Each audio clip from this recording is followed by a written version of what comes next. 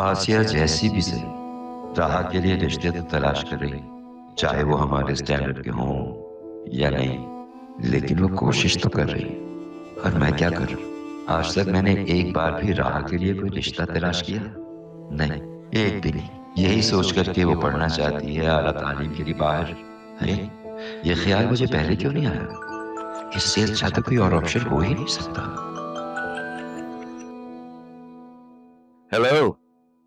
हाँ वसीम बेटा, क्या हाल है? बहुत लंबी उम्र है तुम्हारी, अभी तुम्हें ही कॉल करने वाला था मैं। मैं बिल्कुल ठीक हूँ। आप बताएं, सब खैरियत है? भाई बस ठीक है, दवाइयों के सहारे चल रहे हैं हम। ताईजान, अल्लाह आपको सलामत रखे। बताइए, कैसे याद कर रहे थे आप? बेटा मैं ये सोच रहा था कि अगर हम दोबारा से दो खानदानों को जोड़ने के बारे में सोचें तो क्या बुरा है?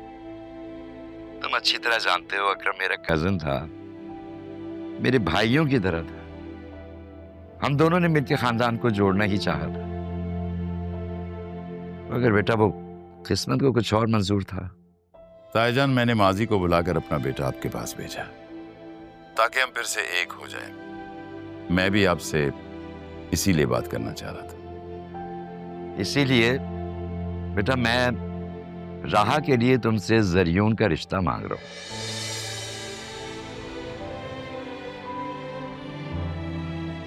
देखो बेटा, राह को मैंने पाला है, बहुत मोहब्बत करने वाली, बहुत समझदार बच्ची है वो। मेरी बात से कभी इनकार नहीं करेगी। तुम जरियून से बात कर लो। बेटा जहां तक मैं जानता हूं तुम्हें भी खानदान की ही लड़की चाहिए थी। हम लोग दूर जरूर हैं मगर हैं तो एक ही खानदान। ताईजान, आपने तो मेरी मुश्किल आसान कर दी। मैं भी जरियून के लिए अपने खानदान में लड़की तलाश कर रहा था। क्या हुआ अगर मेरा और तारा का रिश्ता ना हो सका? शायद इसी में कोई बेहतरी थी। मैं तो बेटा यही बात अपने दिल में लिए बैठा था कि अपने भाई से किया हुआ वादा मैं पूरा नहीं कर सका। माजरत है जान, आपने अपना वादा निभाया। जरूरी नहीं कि हमारा रिश्ता नहीं हुआ तो हम एक दूसरे को बेवफा कहें। शायद नसीब में यही लिखा था। ताईजान, आप राह से पूछ लें। जरियून मेरा बेटा है, उसे कोई एतराज नहीं होगा। देखो बेटा, राह को मैंने पाला है, बहुत मोहब्बत करने वाली और समझदार बच्ची है वो। मेरी बात से इनकार नहीं करेगी। हाँ, जरियून से पता कर लो, अगर वो मान जाए तो फिर तुम जल्दी से यहाँ आ जाओ ताकि फिर बैठ के हम लोग सारे मामला तय कर लें। राजन, मेरे पासपोर्ट में थोड़ा सा इशू है।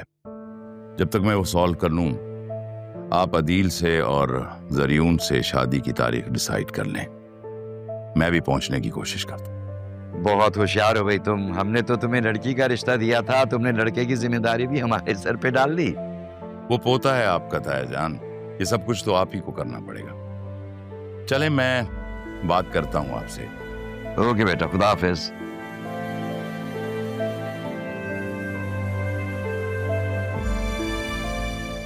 ये सब कुछ इतनी आसानी से हो जाएगा, मैं सोच भी नहीं सकता था।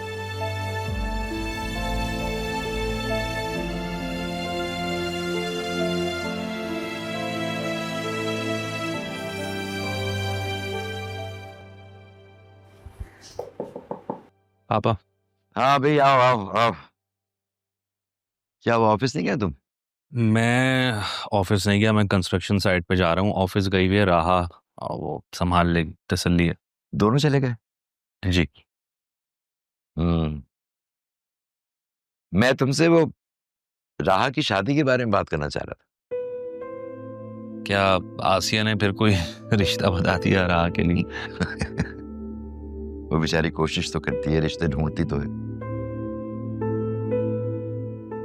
मैंने सोचा कि हम भी थोड़ी सी एफर्ट कर लें। नहीं, सही कह रहे हैं आप। मैं भी ये सोच रहा था कि बतूल की पढ़ाई मुकम्मल हो चुकी है और पापा वो उसका इतना इंटरेस्ट नहीं है बिजनेस में, तो मैं ये कह रहा था कि अगर बतूल और राहा का एक साथ रिश्ता ढूंढ लिया जाए तो बेहतर होगा। मैंने तो लड़का भी तलाश कर लिया और लड़के के बाप से भी बात कर ली। अच्छा, कल तक तो ऐसी कोई बात नहीं हुई थी। वही लड़का घर में ही मौजूद था। मैंने राहा के लिए जरियून को पसंद किया। तुम्हारी क्या राय है इस बारे में? उसने, वसीम ने तो सब कुछ हम पे छोड़ दिया। सही। मैं तो जरियून और बतूल के बारे में सोच रहा था, मगर चले, मैं राहा के लिए भी मुझे खुशी है, मेरे लिए तो दोनों बराबर हैं। बेटा तुम बहुत अच्छे इंसान हो। मेरी नवासी को अपनी बेटी पे फौकियत दी है तुमने। तो आपकी नवासी मेरी भांजी भी तो है। हम इंशाल्लाह बतूल के लिए बहुत अच्छा लड़का तलाश करेंगे। इंशाल्लाह।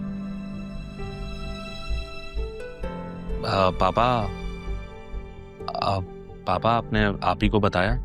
नहीं, अभी तो सिर्फ तुमसे और वसीम से ही बात हुई है बेटा। वसीम कह रहा था कि हम तारीख पक्की करके उसको बता दें। वो आ जाएगा।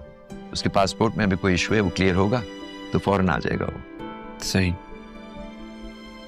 अरे पापा, वसीम भाई को पता है कि आप ही यहाँ रहती हैं हमारे साथ?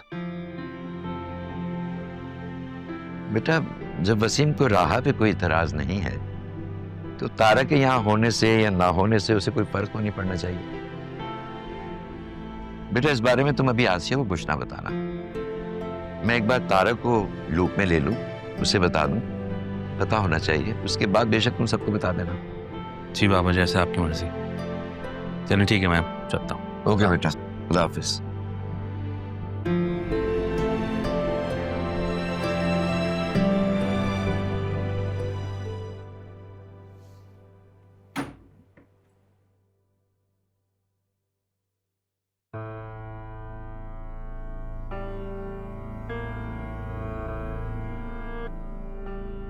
स्कूल जाने का इरादा नहीं है क्या?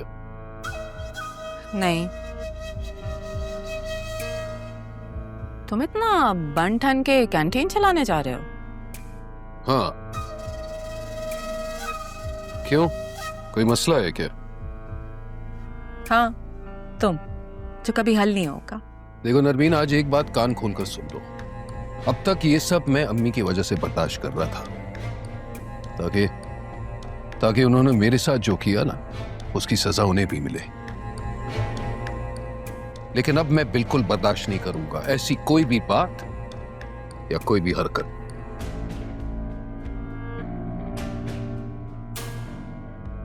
क्या मतलब, क्या कहना चाह रहे हो? तुम अच्छी तरह समझती हो मैं क्या कहना चाह रहा हूं। सिद्रा ये जो हरकतें करती है ना, उसे कहो कि छोड़ दे, बाज आ जाए। और इतना ही शौक है तो फिर शादी करवा देते हैं ना, उठा लेते हैं बेटी की जिम्मेदारी। लेकिन उसका यूं रात को लेट आना मैं हरगिज बर्दाश्त नहीं करूंगा। सहेली की सालगिरह पे गई थी, इतना गुस्सा क्यों कर रहे हो? अपने माजी से निकलते तो नजर आता कि बेटी के बाप हो, जिम्मेदारी है तुम पे। मैंने घर बार भी देखा और औलाद को भी। तुमने क्या किया है उसके लिए आज तक? बोलो, बताओ। पहली औलाद को नजरअंदाज किया और दूसरी औलाद की जिम्मेदारी से भाग गए, और अब तुम ये समझते हो कि तुम्हारी धमकी से मैं डर जाऊंगी? मुझे अपनी बेटी के लिए लड़ना आता है, समझे?